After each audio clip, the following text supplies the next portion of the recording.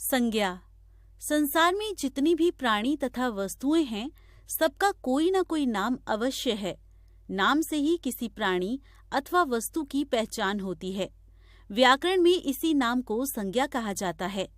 नीचे दिए गए चित्रों को देखिए, शब्दों को पढ़िए और समझिए। निखिल एक प्राणी, व्यक्ति का नाम, विद्यालय, सड़क और फुटपाथ स्थानों के नाम, बस और बस्ता वस्तुओं के नाम तथा हंसी और बुढ़ापा भावों के नाम हैं। ये सभी नाम संज्ञा शब्द हैं।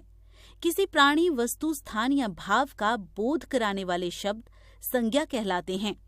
कुछ संज्ञा शब्द। किसी वस्तु को हम उसके नाम से पुकारते हैं, जैसे साइकिल, मेज, कुर्सी, घर आदि।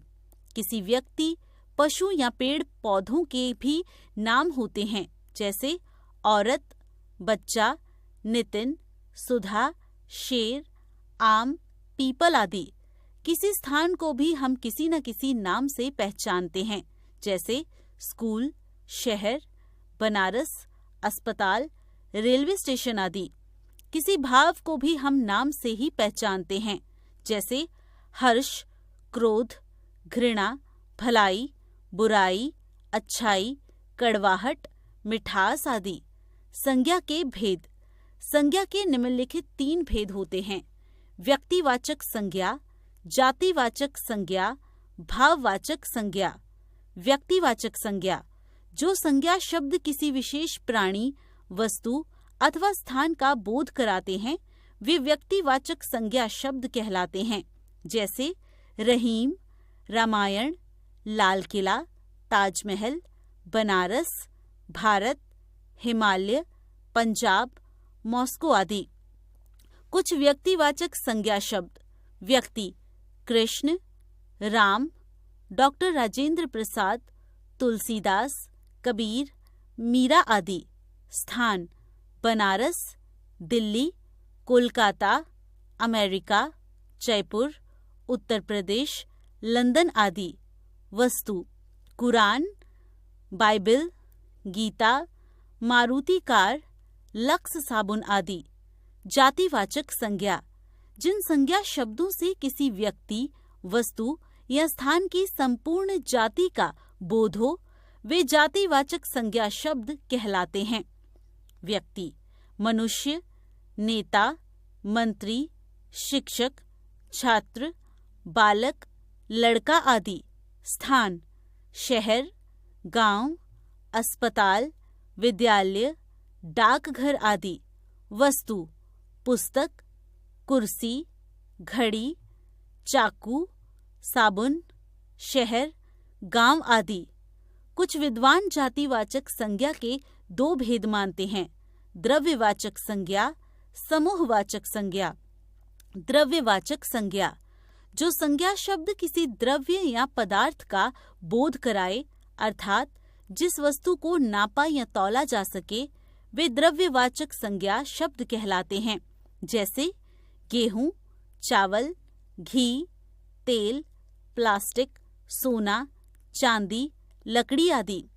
समूहवाचक संज्ञा।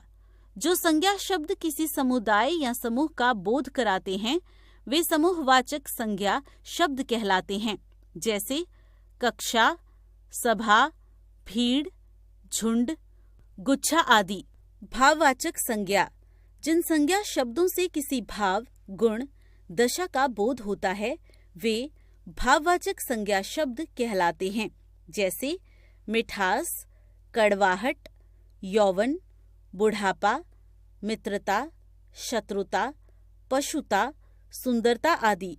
भाववाचक संज्ञाएं बनाना। भाववाचक संज्ञाएं 4 प्रकार से बनाई जाती हैं: जातिवाचक संज्ञा, सर्वनाम, विशेषण तथा क्रिया शब्दों से।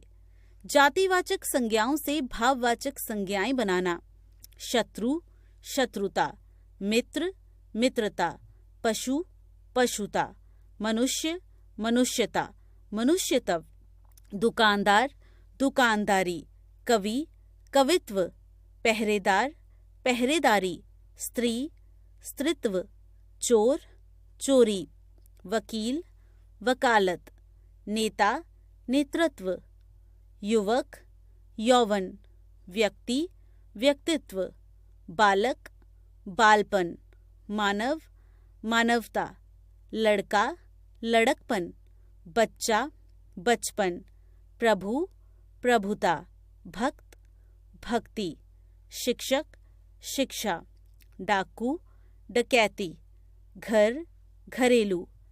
सर्वनामों से भाववाचक संज्ञाएं बनाना। अहम, अहंकार, अपना, अपनापन, अपनत्व, स्व, स्वत्व, सर्व, सर्वस्व, निज, निजत्व, मम, ममत्व।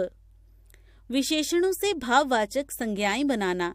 मीठा, मिठास, हरा, हरियाली, खट्टा, खटास, सरल, सरलता, मधुर, मधुरता, ठंडा, ठंडक, महान, महानता, महत्व, बूढ़ा, बुढ़ापा, उदार, उदारता, मूर्ख, मूर्खता, कटु, कटुता, मोटा, मोटापा, एक, एकता, एकत्व, कठिन, कठिनाई, सुंदर, सुंदरता, सौंदर्य, बुरा, बुराई, चतुर, चतुराई, चातुर्य, बड़ा, बड़ाई, बड़प्पन, ऊंचा, ऊंचाई, गरम, गर्मी, भला, भलाई, छोटा, छुटपन।